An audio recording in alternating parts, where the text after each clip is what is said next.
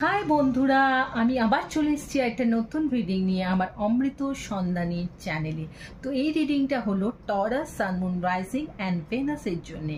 তো টরাস, তোমরা যারা সিঙ্গেলস রয়েছো, চলো দেখিয়ে নিই তোমাদের লাভ লাইফ কি ব্লকেজ রয়েছে এই অক্টোবর মাসে।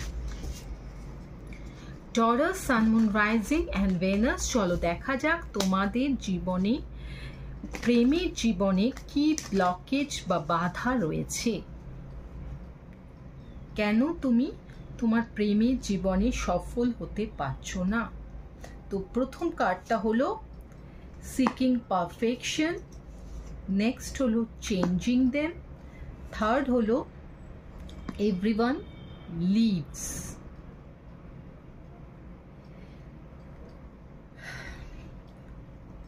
তো টরাস বন্ধুরা, আমি দেখতে পাচ্ছি যে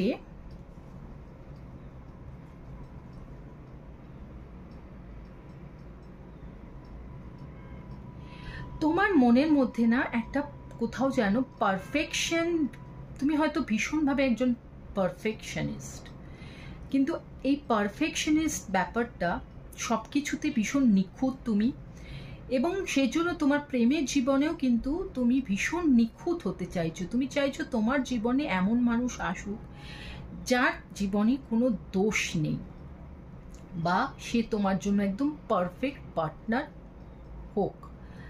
কিন্তু টরাস, পারফেক্ট বলে এই পৃথিবীতে কিন্তু কিছুই হয় না। সব জিনিসের মধ্যেই কিন্তু গুণ আর দোষ থাকে, সেই জন্য সেটা তোমার পার্টনারের মধ্যেও থাকবে। একটা মানুষের মধ্যে সমস্ত গুণ পাওয়াটা কিন্তু সম্ভব নয়। সেজন্য মোটামুটি 5টা গুণ, প্রথম 5টা গুণ আছে এমন কোনো মানুষকে তোমার জীবনে তুমি চয়েস করে ফেলো। নেক্সট দেখতে পাচ্ছি তুমি কিন্তু এই তোমার জীবনে এই খুঁত ব্যাপারটার জন্যে, যে তুমি এতটাই নিখুঁত হতে চাও, পারফেক্ট পার্টনার খুঁজতে চাও, যে তুমি যেই তোমার জীবনে আসছে তুমি কিন্তু তাকে চেঞ্জ করার চেষ্টা করছো তোমার মতো করে, এবং সেটাই কিন্তু তাদের একেবারেই পছন্দ হচ্ছে না, তাই তারা তোমাকে ছেড়ে চলে যাচ্ছে।